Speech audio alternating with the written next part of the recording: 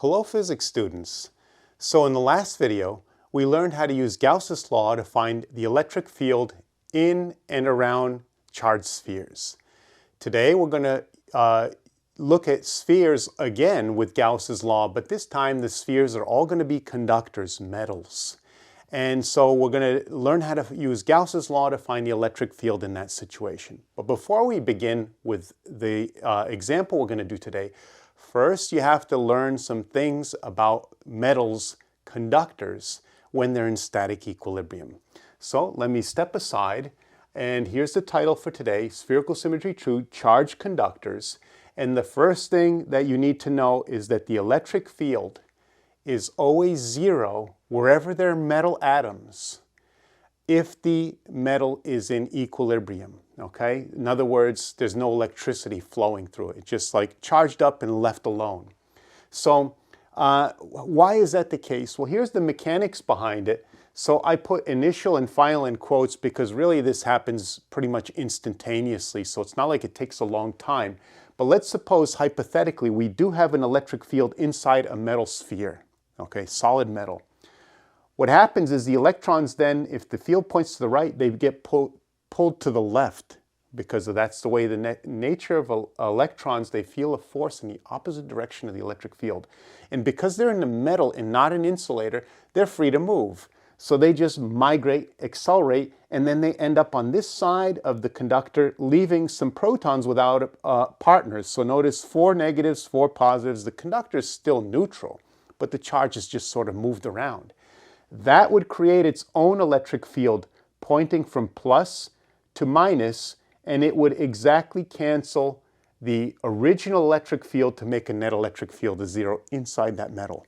You might be saying, well, what if they're not equal? Okay, then more electrons would move because they would feel a net force to the left.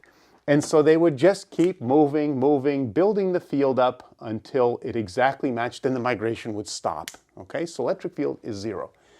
The other thing that's always true is all excess charge. Now, it's on the surface. Of course, the metal has charge all throughout, but it's balanced. So there's protons and electrons. But if you have an imbalance and you put it even in the center of a metal ball, very rapidly the charge moves to the outside. Let's suppose I put 100 electrons here right at the center. They repel each other. And because they're in the metal, they're free to move, so they just race away from each other and they settle on the surface. Okay? Charge will never stay in the metal, it'll move to the surface. Or surfaces if there's more than one surface to the metal. And then the other fact, the electric field is always perpendicular to the surface.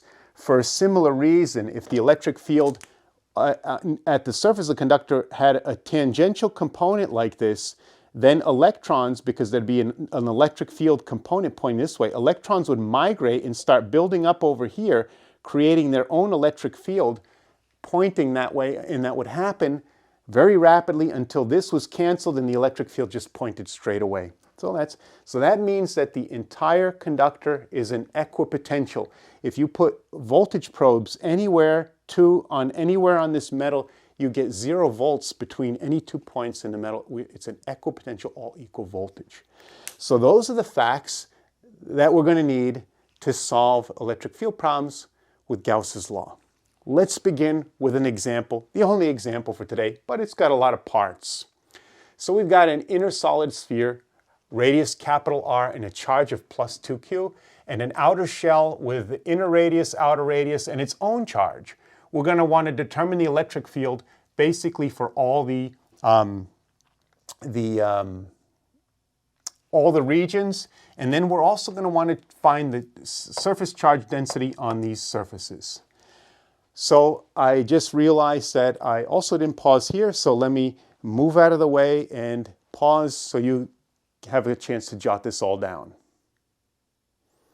Okay, so this diagram, as I said, it lays out, what the words say here. Here's the metal ball in the middle, solid, with a charge on it, radius r, and then this is the shell, radius 2r, radius 3r, and it's got its own charge. So we want to find the electric field here, here, here, and here. 4 places, that's what that's saying.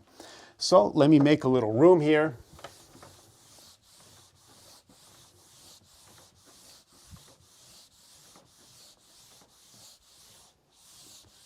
Okay. Even though there are a lot of parts, you're going to see that fortunately this is all a lot easier. The Gauss's law for every situation will be relatively easy to apply. So the first thing I do is I create a Gaussian surface inside here, and I apply Gauss's law to that Gaussian surface, which is a sphere. But remember, I just said that any excess charge is always going to race out and settle only on the surface. So if I make a Gaussian surface like this, I am not enclosing any charge. I know this says plus 2q here, but it's all gone to the surface. So the q enclosed of this Gaussian surface is 0.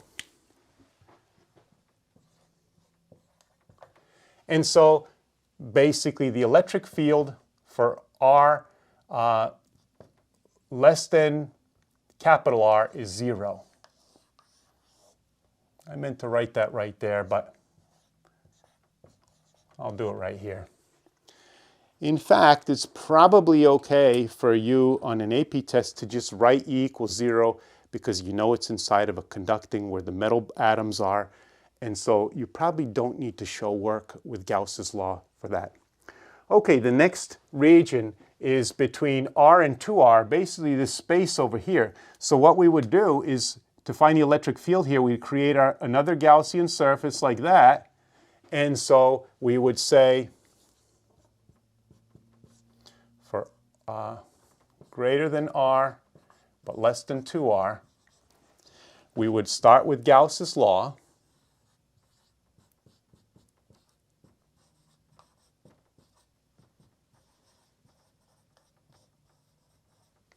And then the left side of Gauss's law always just becomes E times surface area of a sphere for spherical symmetry. So that's E times 4 pi r squared.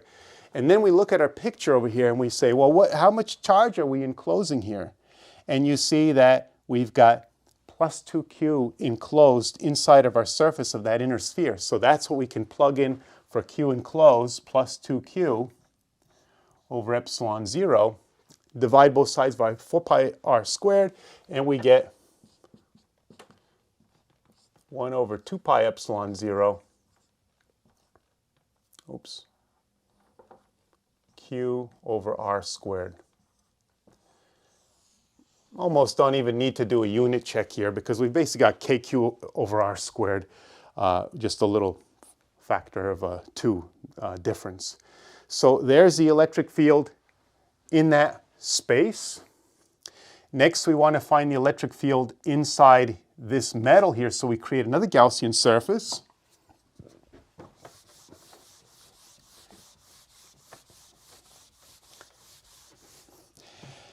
And let me pause, give you a chance to catch up if you need it. Okay, so A3, which is inside that region there, E vector dot dA. Again, I write out Gauss's law, but I'm not even sure it's necessary because when I create a Gaussian surface like this, I know I'm inside the metal here, and I know that basically the electric field has to be 0. We just know that as a fact inside of a metal of static equilibrium. Maybe, you know, if you don't want to write this on your notes, I again forgot, this was between 2R and 3R. Okay, and then the last region for outside greater than 3R,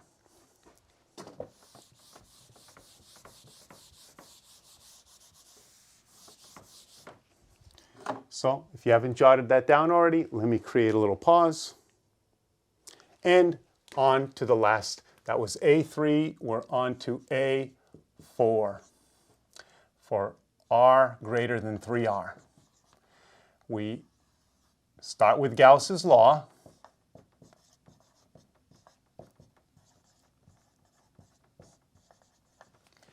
Now we create a Gaussian surface that encloses everything because that's what we want the electric field out here, so we make a Gaussian surface out there, sphere. Once again, the left side of Gauss's law for spherical symmetry, E times 4 pi r squared, the surface area of a sphere when you integrate that. And then the charge enclosed, you see I've got Q and 2Q. So in other words, that's 3Q on the top there. So I get my final answer here. 1 over, well, maybe I'll do this. 3 over 4 pi epsilon 0 Q over r squared. Again, I have the units of 1 over epsilon 0 over here and plus other constants, and then coulombs per meter squared. So there's the electric field in all the regions. Let me just pause to give you a chance to catch up if you need it. And as you see with conductors, it's actually easier because the charge will never be spread out where you have to do rho times volume, where all that complicated stuff came about in the last notes. It's always just Q over epsilon, some kind of Q over epsilon 0 or 0 electric field. So those are the possibilities. But the last thing we need to do is figure out the surface charge densities. Part B. Another popular thing that comes up with these conductors. Why? Well, something interesting happens. So this plus 2Q, as I said, ends up on this surface. It races out there, and so we got plus 2Q right here. Hopefully you could read that. Now, this has plus Q. I'm going to leave that there for now, but we have to think about this. If I create a Gaussian surface like this, and the E is going to be 0 here, that means the Q enclosed in my Gaussian surface also has to be 0. But I've got 2Q here. How could the Q enclosed be 0?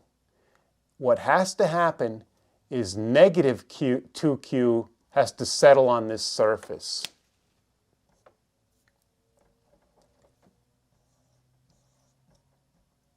Okay.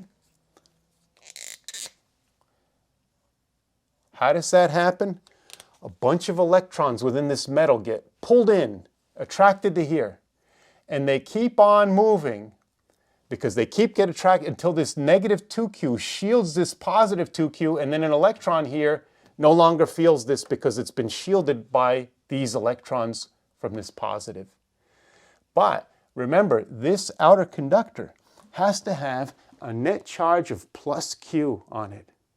So that means right now we have an extra negative Q. What has to happen is on this surface, we have to have settled on there plus 3Q.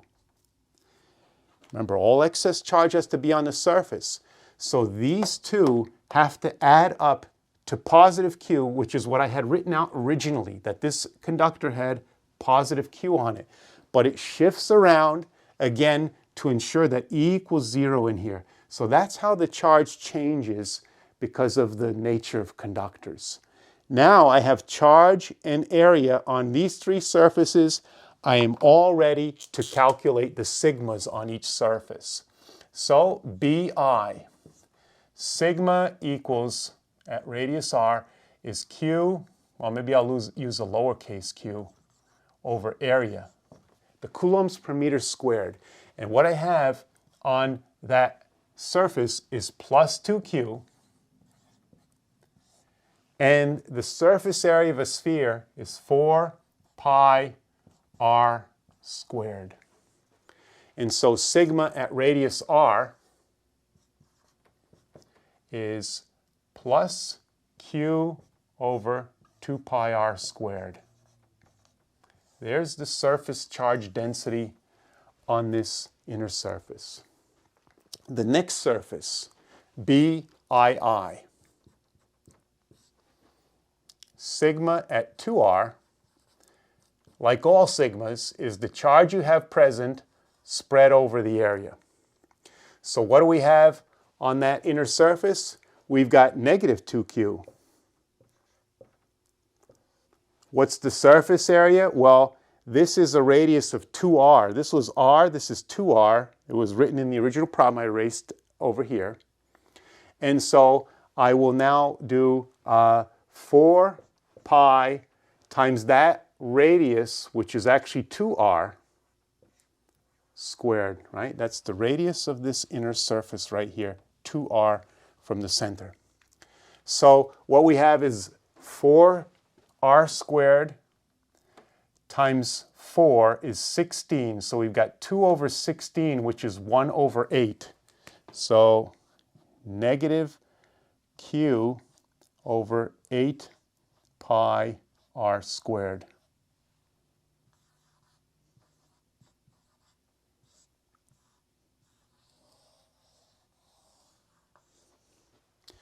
And lastly, maybe I'll do it over here.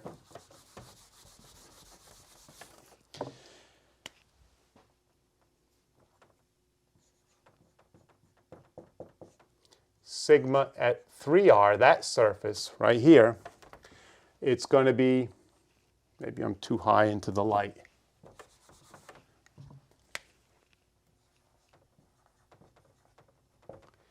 Q over area again, and the Q I have out here is plus 3Q. And then the surface area is 4 pi r squared, but the r is actually 1, 2, 3r. So this is 9r squared times 4 is 36. And so 3 over 36 is 1/12. So sigma at 3r is q, oh, positive. I forgot the positive sign.